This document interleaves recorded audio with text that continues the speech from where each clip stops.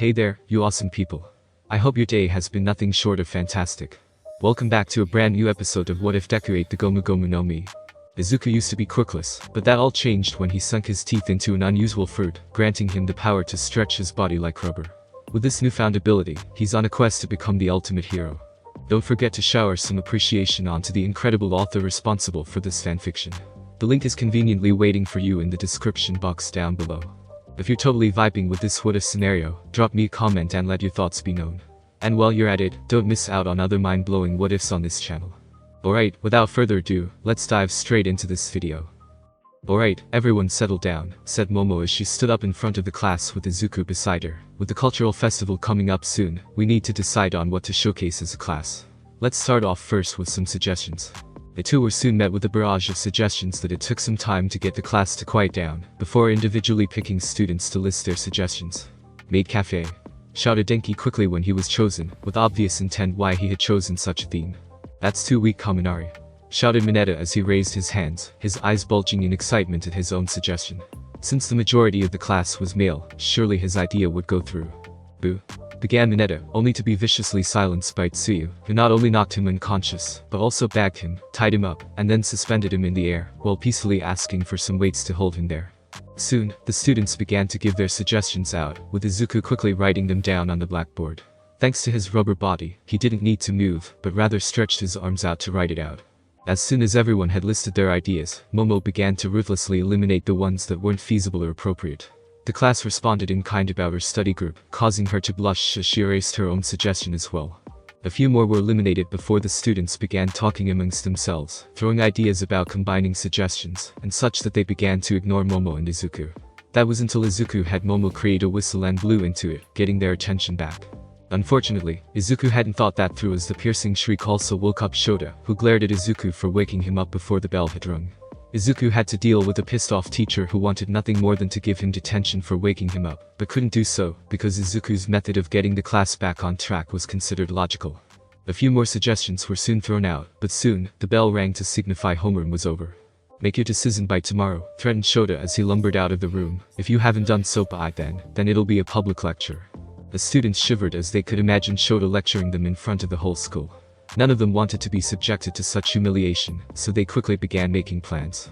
Momo ended up working with Tenya back at the dorms, on choosing what to do for the cultural festival, since Izuku had to attend supplementary classes for the days he missed for his internship.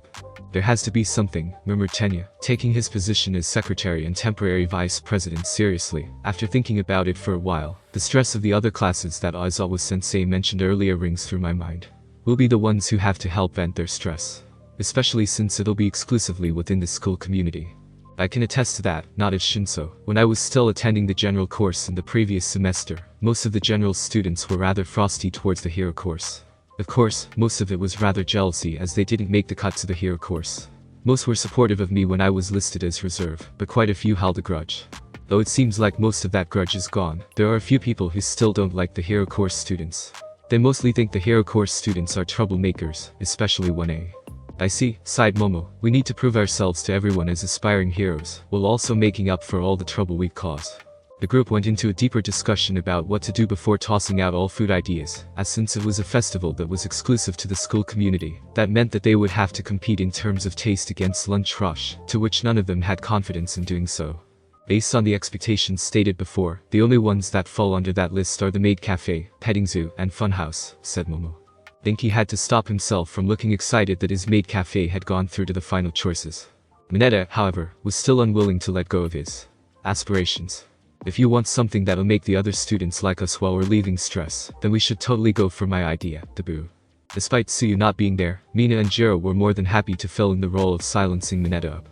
The petting zoo would seem too hard to keep sanitary, wouldn't it? Postulated Hanta, ignoring the smoking midget cadaver that was tossed to the side, playing devil's advocate for them. The classmates of Wana began to discuss more about their decisions, and it seemed to be leaning more towards the Maid Cafe, much to Denki's amazement and excitement. It would be fun if we could all dance together, piped in Mina with no real serious follow-up to that. However, Shoto took that idea and slammed it home when he decided to pull up a video from YouTube, showing a rave concert. While others were shocked at Shoto, one of the more withdrawn people in their class, actually suggested this. Tenya and Momo were looking at the video with interest. A song and dance, murmured Tenya, that could work.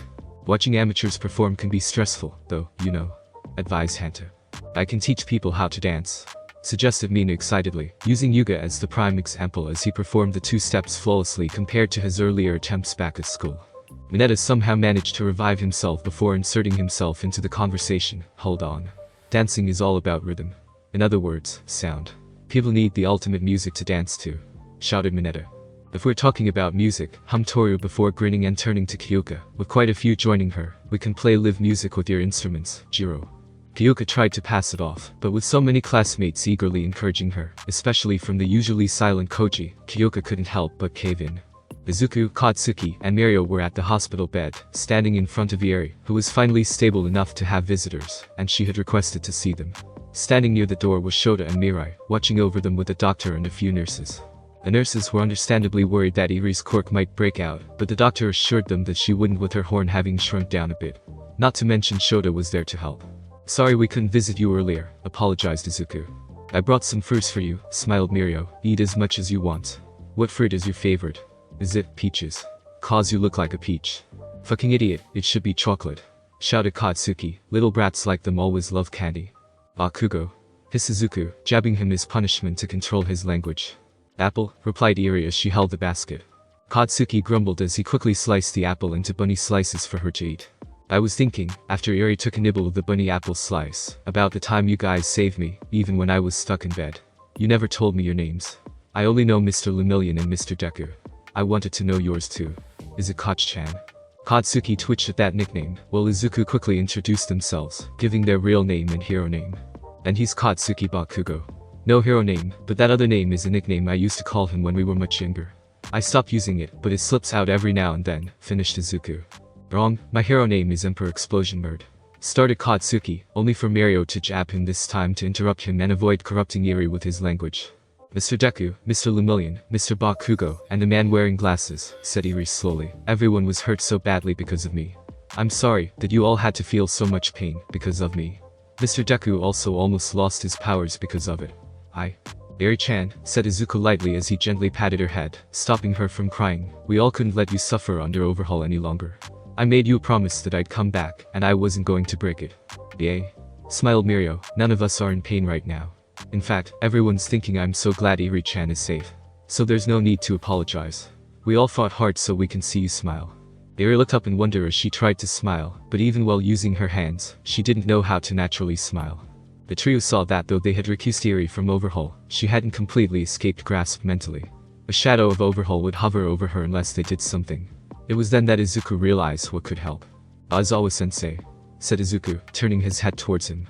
However, in his haste, he turned only his head, frightening Ieri a little. Midoriya, your neck, whispered Mirio, causing Izuku to remember that his current position might be scary to Ieri, and quickly turned his body. Ahem, can we have Ieri leave the hospital for one day? Asked Izuku. Could she come to the cultural festival?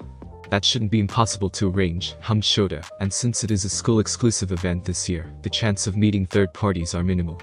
It wouldn't be a bad idea, nodded Mirai. She should enjoy some of life's simple pleasures, instead of being stuck in the hospital all the time.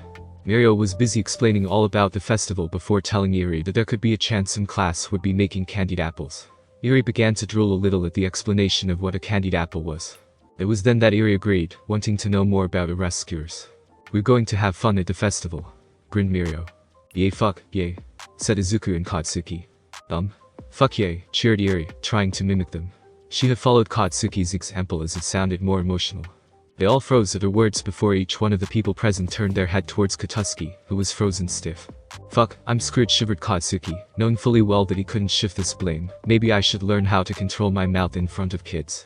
We'll be off then, stated Shota as he got off the phone. Need to take the kids back to prepare for the festival.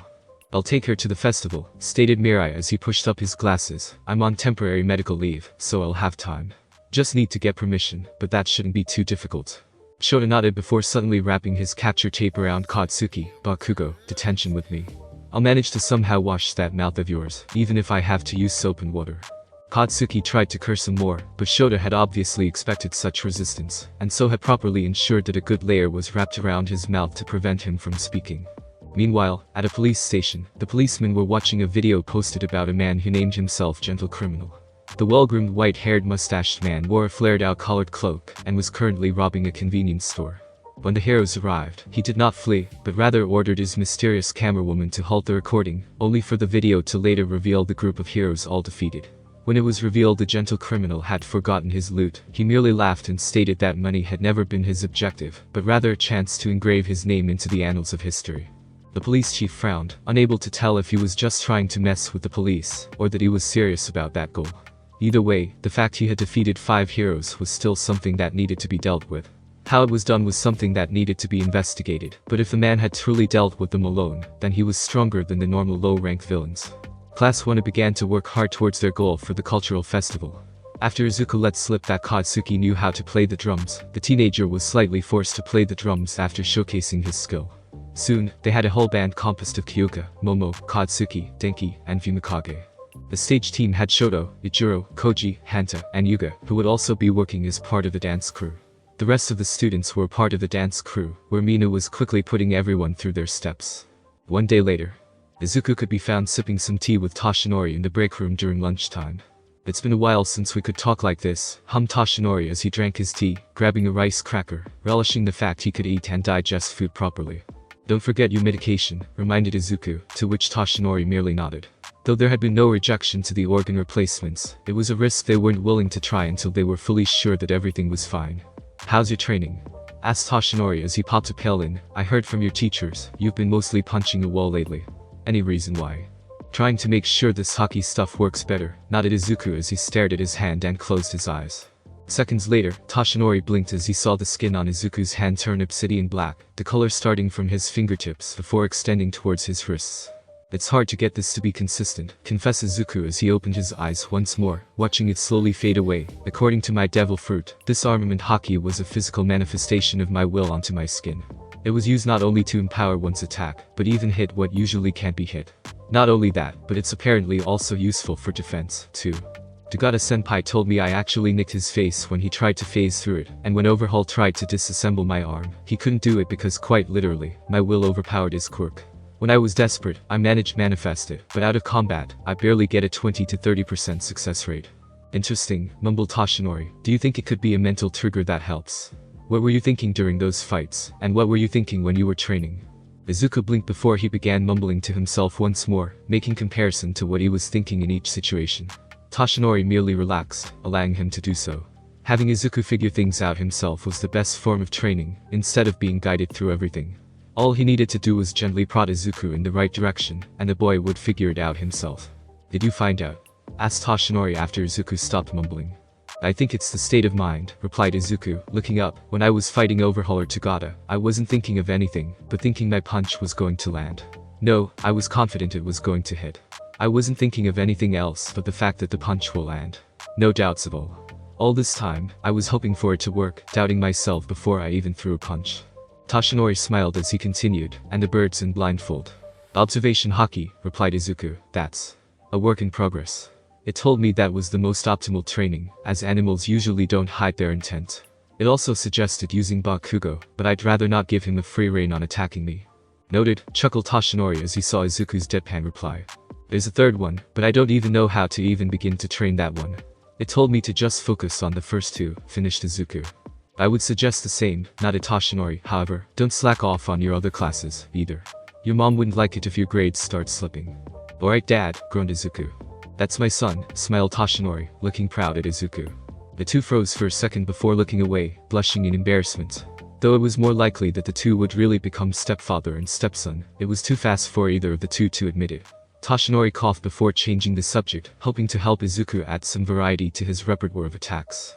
"Saturday. We're here," stated Mirai as he brought Eri over to one of dorms, already having stopped by 3B dorms to pick up Mirio. Since nobody had class on Saturday, it was the perfect opportunity for Eri to get used to meeting new people. Luckily, most of Wano were outside practicing their dance moves. Mirio himself had stuck his butt out some bushes as a joke to inspire a joke about peaches, though nobody really laughed at that. Indeed, the moment Eri saw the students, she slowly began to slide back, hiding behind Mirio and Mirai. Tenya quickly introduced himself, trying to give a good impression, while Mineta made a rather bad impression by saying how he looked forward to seeing her in 10 years. That earned him a stamp to the head from Mirai, though he was lucky Mirai used one of his normal stamps. In the end, Izuku ended up walking with Mirio and Eri to explore the campus a bit, while Mirai went over to talk to Nezu. Iri watched with interest at what everyone was doing. "Whoa!" shouted Izuku as a fake dragon head came rushing forward. "Oops. Sorry about that, Midoriya," said Tetsu as Iri gained his grip on the dragon head. "Lost my grip there for a second. Well, what do we have here? Loafing around while everyone is preparing for the cultural festival. Mock Nieto, one is getting complacent, aren't they?" Nito felt irked when he saw Izuku more concerned about Iri, and continued to taunt Izuku. "We're doing a live performance, you know. We're going to show you that this time, Class 1B is the superior class over your little concert. Its name is Romeo and Juliet and the Prisoner of Azkaban. Return of the King. An original script written by us, a super spectacular fantasy play." Nito continued his attempt to taunt Izuku until he received a blunt smack to the back of his head, courtesy of Awase and a wooden pole.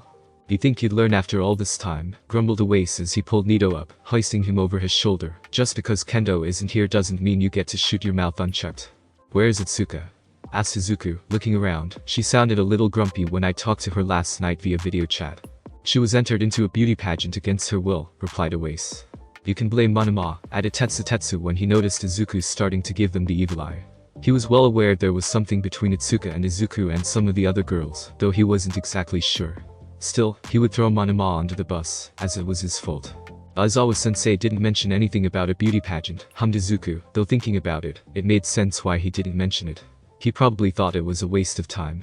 "Ah, speaking of beauty pageants, she's really into it this year," commented Mirio. When Izuku asked who it was, Mirio merely responded by bringing them to an equipment room to reveal Nejire, who was wearing a low-cut teal dress while floating in the air.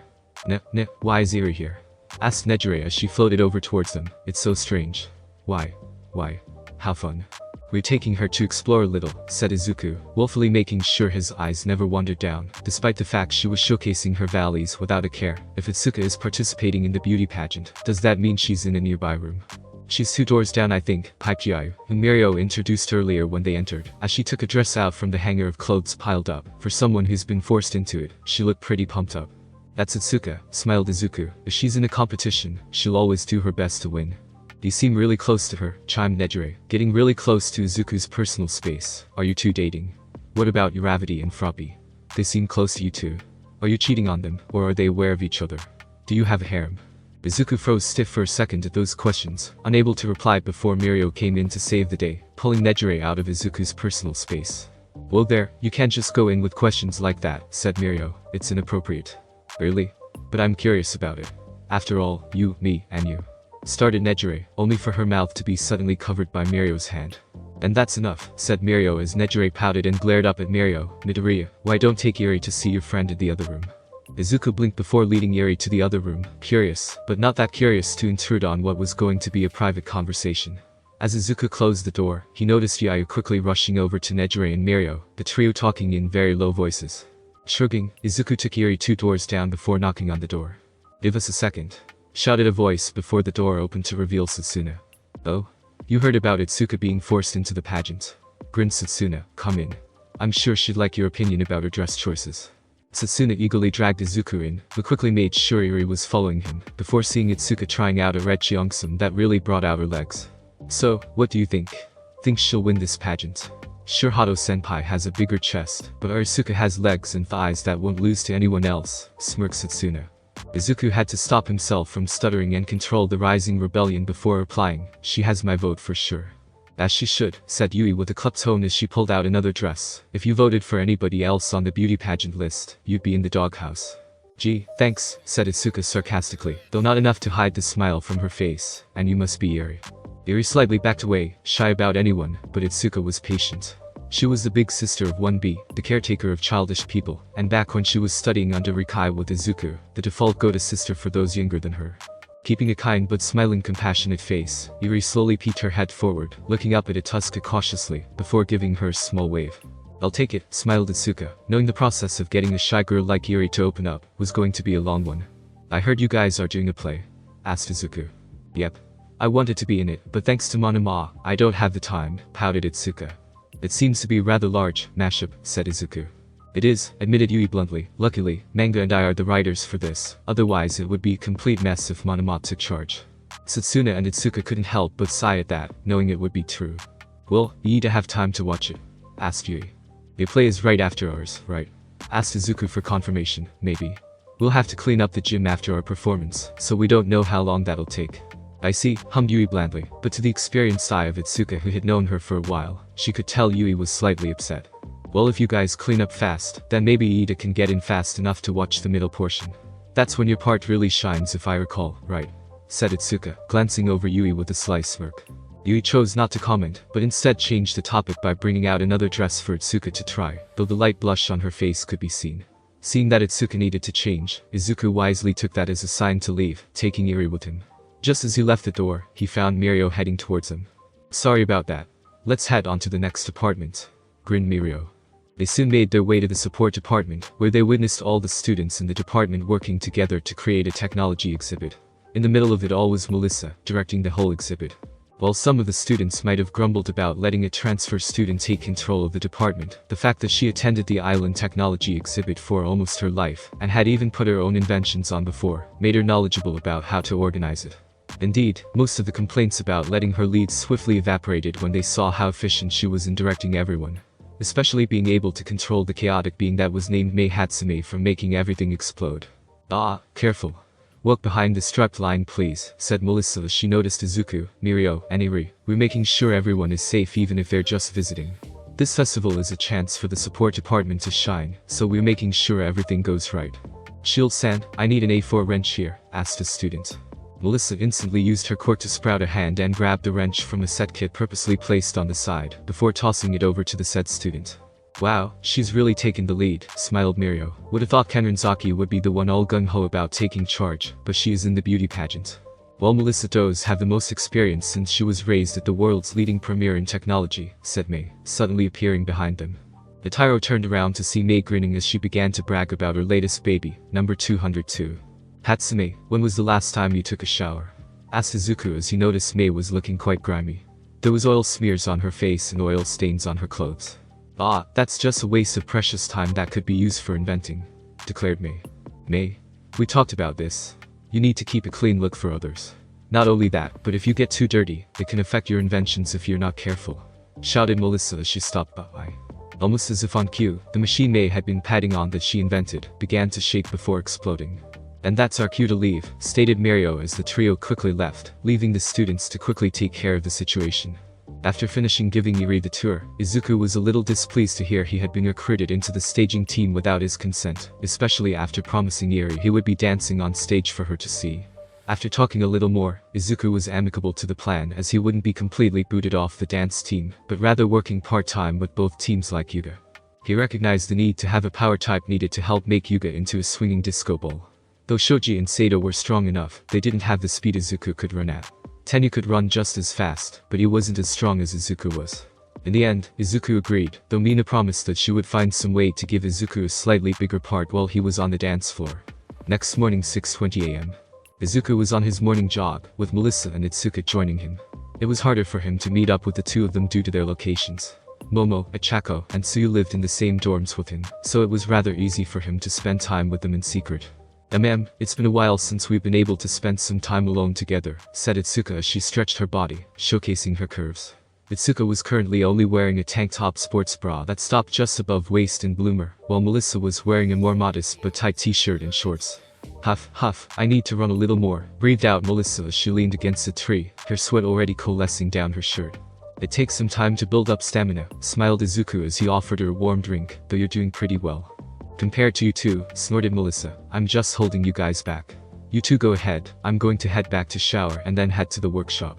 Mei is probably up and about, considering I had to force her to go take a shower and sleep last night. With that, Melissa swiftly gave Izuku a quick peck to the lips before leaving the two. Well, let's keep going, grinned Itsuka as the two began to jog once more. The two soon arrived in the wooded area of Ue, stopping to get a small breather when Itsuka suddenly tackled Izuku to a tree. Before Izuku could really react, Itsuka was already slamming her lips on Izuku's own lips. Seeing that she only wanted to kiss, Izuku relaxed as he wrapped his hands around Itsuka's naked waist. When Itsuka's tongue began prodding his lips for entrance, he eagerly opened them up. The two made out for quite some time before they each finally needed to come up for some air. I don't get to do this as often as I want, mumbled Itsuka as the two gently butted foreheads. Wish you could come visit my room, but Monoma would make a huge deal about it. I know, said Izuku gently as the two enjoyed each other's warmth for a bit. What if we just came out with it? And get your homeroom teacher on your case? snorted Izuku. I can already hear him telling us how logical and irrational we are. Not to mention that you're a rather high-profile case target, considering what you've done in just our first year at UA. Izuku couldn't help but sweat drop as he remembered the major villains he had faced. I don't mind letting the public know, but not now, sighed Izuku. Setsuna and Yui already know about our polyamorous relationships. They promised not to tell anyone, especially Manama. Tetsu has some sort of idea, but it hasn't gotten to him yet. The two took the time to enjoy themselves, kissing for a fair bit before they decided break time was over, and that they needed to get back to jogging. You know, don't be afraid to initiate a kiss when you feel like it, advised Izuku as they began approaching the end goal. It's nice that you're trying to be a gentleman about us and everything, but you can't always have us be the one to start it. We want you to reciprocate your feelings to us, and that means sometimes initiating these gestures. Izuku smiled as the two separated towards their own dorms to prepare themselves for the day. As night fell, Izuku was up in his room, looking through some hero videos, so he could fill his usual future hero analysis notebooks. He was scrolling through, looking for news about new upcoming heroes, when he found one that looked interesting. Izuku was about to click on it when he heard someone knocking on the door. He quickly turned his head and stretched his arm to open the door while clicking on the video to pull up. Izuku, I brought some tea, said Momo as she opened the door. I recently got some new tea from a care package my mother sent me. They're the famous Gold Tips Imperial Black Tea. Everybody else downstairs already had some except you. Oh thanks, smiled Izuku as Momo placed the teacup on his desk. Been busy, so I haven't updated my analysis notes for a while. Gentle video rang Izuku's computer, prompting the two of them to turn towards the screen. Izuku was confused, as he was certain he hadn't clicked on that video. What he didn't realize was his browser hadn't finished loading some videos, and so had shifted everything down when Izuku had been about to click the button. Being distracted, Izuku didn't notice that he ended up clicking on an entirely different video. Still, Izuku somewhat recognized the person in the video. He had heard about Gentle Criminal, as he was a villain known for posting videos of his misdemeanors. A villain who had managed to defeat several heroes and escape capture. Obviously the heroes Gentle Criminal had faced were pretty low ranking in terms. The fact he could face multiple heroes and win was still something to be aware of. So Momo and Izuku ended up watching the short clip of Gentle Criminal's declaration. The Royal Flush Tea. That's a rather high-end brand of tea, murmured Momo. I've had it before, and it's a rather nice blend. However, does that man really have to pour his tea in such a dastardly form? He spilled tea all over the cup and saucer. While Izuku merely nodded in agreement, he was thinking over Gentle Criminal's words. Such a provocative statement meant that he was planning on something big. Deciding to file that away for later, Izuku took a sip of the tea, enjoying its aroma and taste, before turning to thank Momo. It was at this moment, Izuku decided to follow through Itsuka's advice and act a little more impulsive. Standing up, Izuku quickly walked up to Momo, who looked a little shocked at his presence suddenly close to her. Before she could react, she felt Izuku's lips on hers. Dazed but not completely senseless, Momo slowly closed her eyes as she returned Izuku's kiss, her hands wrapping around his neck. She didn't hesitate to open her lips when she felt his tongue prodding for entrance, and even returned the gesture with greater fervor. The two furiously made out before Izuku pushed Momo onto his bed. The two stared at each other, Izuku drinking in Momo's beauty, as her hair was splayed out on his bed. Wow, whispered Momo, breathing heavily as her chest bounced with each breath. Izuku reluctantly pulled back, letting Momo sit back up. Though tempted to push their relationship further, he knew that they were far from ready to take that step. What made you so aggressive today? Asked Momo, wondering about his kiss. Usually they were the ones who initiated that sort of gesture. Izuku reminded me that I can't only be the receptive one, but also initiate when appropriate. Otherwise, it would be a one-sided relationship, said Izuku. I hope I didn't push it too far. Momo snuggled against Izuku before replying, no. It was certainly enjoyable. The two snuggled for a bit more before Momo left. Before doing so, she glanced over at Izuku. Don't forget, Tsuyu and Ichako are more than willing to be receptive to your advances. Especially Tsuyu, since she's normally blunt about these things. Izuku nodded as he sat back down onto his computer. In his own apartment, Danjuro Tabita, aka Gentle Criminal, was writing down key details to his next heist plan. His partner and camerawoman, Minami Ipa, aka La Brava, was worried about Danjuro, quickly making him some tea to relax. It had been over a week since he had any sort of tea break.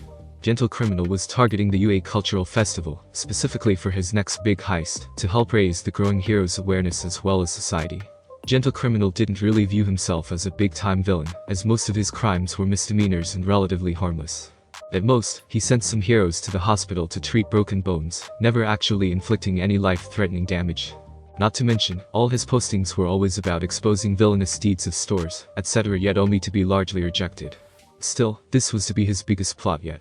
He had scouted and meticulously recorded the whole surrounding area of UA, finding key time and locations that would aid them for their break into UA if done correctly. Then UA wouldn't be able to find out until it was too late. For this, I'm putting my entire soul into this plan, declared Gentle Criminal, for the sake of the world, for the sake of others, for the sake of my dream, and finally, to respond to your feelings. Brava couldn't hold back her tears as she tackled the man she loved, ready to put her own soul to help realize Gentle Criminal's plan. While they were preparing for the cultural festival, it didn't mean that the students of the hero department could slack off on their own personal training, which was what Izuku and Tsuyu were doing, swimming in the pool early morning on a Saturday.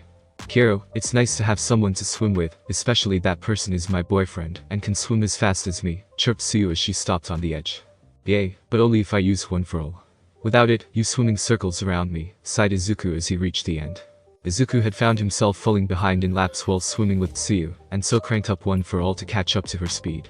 Izuku figured it would help condition his body and allow him to regulate one for all throughout his body better. Still counts as something, replied Tsuyu. I haven't met anyone that can swim as fast as I can without any quirk that purely enhances aquatic capabilities. And I find that hot. Izuku blushed at Tsuyu's blunt and forward comments, before noticing she was getting closer to him. The two were now face to face, looking into each other's eyes. Izuku thought to himself for a second before deciding to dive in. Tsuyu had the same thought as the two pressed their lips together. Tsuyu immediately had her legs wrap around Izuku, causing Izuku to quickly react by grabbing Tsuyu's thighs. Izuku couldn't help but stroke the thighs, marveling at how soft and yet muscular Tsuyu's thighs were. Kiro, I don't mind you touching there, but I have something I want to ask, said Tsuyu with a small blush. Could you extend your tongue like mine? Izuku blinked before letting his tongue stretch out, extending down to his neck. Like this? Asked Izuku, unable to speak properly due to the extended tongue. Tsuyu didn't reply with words, but rather wrapped her tongue around his. Lifting it up with her tongue, she shoved both slimy appendages into his mouth. Izuku tried to go on the offensive, but Tsuyu was much too experienced with her tongue, which resulted in her leading their little makeout session. Still, Izuku enjoyed it as he kept stroking her thighs. Nighttime. You're so close, gasped Chako breathlessly. Harder. Faster. Harder. Izuku grunted as he breathed out a hiss of air, pressing harder as he utilized his waist for more power. Smack smack smack splash, smack smack smack splash splash. He began to go faster and harder, pounding away relentlessly all while Chako seemed to grunt every once in a while until... And done. Chirped Chako as Izuku slammed the mallet into the mortar containing the glutinous rice that Izuku had been pounding at. This'll make a good snack for everyone. Izuku grinned as he gently placed the mallet down, as Chako let go of the mortar she had been holding, all the while splashing water into the mochi to help soften it. Nice quality. Smooth and soft, said Rikito as he hefted the now-made mochi onto a tray. I can make a variety of mochi with this. Koda and I will take over this part. Izuku and Chako nodded as they left the kitchen, heading to the elevators to head to their respective rooms, though not before snagging a mochi that Rikito quickly made for the both of them. This is good, grinned Chako as she bit into her mochi. Deku, aren't you going to eat yours? In a moment, said Izuku as he looked at Chako. Her cheeks were slightly puffed up as she chewed on her mochi. Looking left and right to see nobody was in the hallway, Izuku took a small bite of his mochi, as Chako swallowed hers. Swiftly turning Chako towards him, Izuku kissed her on the lips. Chako had been surprised when Izuku turned her around, and had opened her mouth to ask when she felt Izuku's lips on hers, his tongue already snaking into her mouth. She could feel his tongue, and was shocked at his aggressiveness before her eyelids fluttered as she returned the kiss with fever. Chako was pleasantly surprised when she felt and tasted mochi between their kiss. The sticky concoction was shared between the two as their tongues intertwined more and more until Chako couldn't resist, putting her hands on Izuku's head to bring him closer. By doing so though, she accidentally used her quirk on Izuku, causing him to start to float up. Before Chako could try to bring him down though, she heard people talking, coming closer to the hallway they were at. Panicking, Chako used her quirk on herself instead, causing the two of them to float up to the ceiling. The two hit the ceiling just as Mineta turned around the corner, looking down at a magazine. A quick glance at the magazine cover that had a girl idol wearing very risque clothes with a provocative posture told them just what Mineta was drooling at. Luckily, with his height and the fact he was hyper-focused on his magazine, Mineta didn't notice them. That was too close, breathed out Izuku before looking at Chako. Mind letting us down now? Chako blushed, but did so, letting Izuku carry her as they landed on the ground with a small thump. She later scolded Izuku for doing it so impulsively at such an open area that people would easily pass by, but she still rather enjoyed it. Days passed as the final day for the cultural festival was upon them. The students of Wano were going over the final recital at the gym, only to be finally kicked out by Hound Dog. As they were going over final preparations for equipment, Izuku noticed the rope was frayed. Izuku decided to purchase one in the morning, as he had planned to head over to the local supermarket for some supplies. "Boy, Deku," barked Katsuki, causing Izuku to look up in surprise. "Since you're heading to the supermarket, get these stuff too. I'll pay you back later." Izuku looked at the list Katsuki stuffed into his hand, reading through the list, before realizing Katsuki had the same idea as his. "Don't fucking ask, just get it," snarled Katsuki as he stomped out of the dining room. Izuku could only shrug and sigh as he got ready for bed. The next day, Izuku finished up with his morning exercises before quickly heading out to the supermarket. After making sure he had everything purchased, he began to make his way back to the school. "Geez, I should have checked online first to see if the supermarket had these items," grumbled Izuku as he hurried back. In his rush, he almost crashed into someone coming out of a gated area. "Sorry," apologized Izuku as he quickly stopped in his tracks, looking up to see a man wearing a rather beige thick overcoat, mask, sunglasses, and a fedora. Standing next to him was a rather short girl wearing a purple cloak, sunglasses, and a floppy hat. "My goodness, you almost ruined the aftertaste of Gold Tips Imperial," huffed the man before slowly turning away. "Come on Elle, honey." The little lady froze for a second before happily following the man. "Gold Tips Imperial," mumbled Izuku out loud before looking over to the building that the two strangers had left. A rather shabby-looking house with vines growing over the walls that stood out between the supermarket and all the far larger buildings stood there. "Is that place a cafe?" haunted Izuku loudly. "You really can't judge a place by its look. To think such a place sold that tea." Suddenly, the stranger turned around, floundering his arms as he approached Izuku. "If you did not know what Gold Tips Imperial was, then you wouldn't have come to that conclusion," declared the stranger as he began to breathe heavily. "Are you someone who understands? That's so wonderful, even though you're so young." "Ah, it's only because a friend of mine made it for me." Izuku's sweat dropped before realizing that his voice sounded very familiar. His mind instantly flashed to the video he had accidentally clicked. The way the man spoke of tea.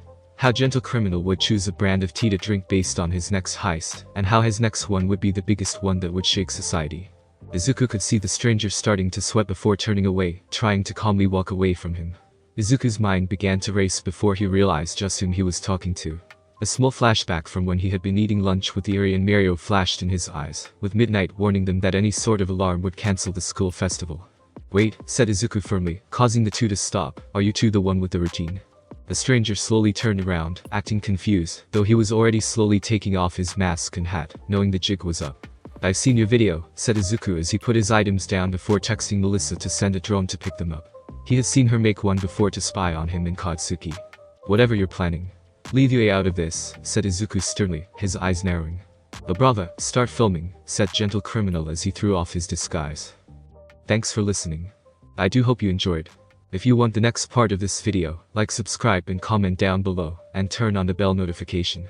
And also check out other videos that I have created and enjoy. See you in the next video. Peace.